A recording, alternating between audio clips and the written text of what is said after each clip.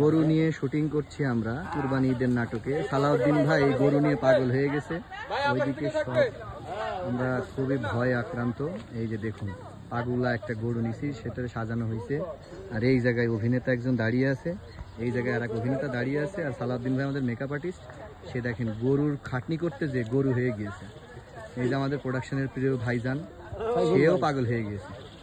ওই দেখেন, এই যে, আর এই হচ্ছে আমি অথম। আমারও দেখেছে। গরু নিয়ে শুটিং করছি আমরা কুরবানি ঈদের নাটকে। সালাউদ্দিন ভাই গরু নিয়ে পাগল হয়ে গেছে। ওইদিকে সব আমরা খুবই ভয় আক্রান্ত।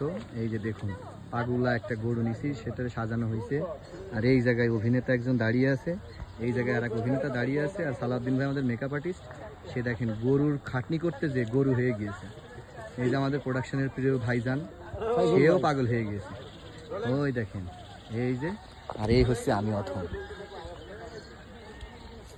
আমারও দেখেছে।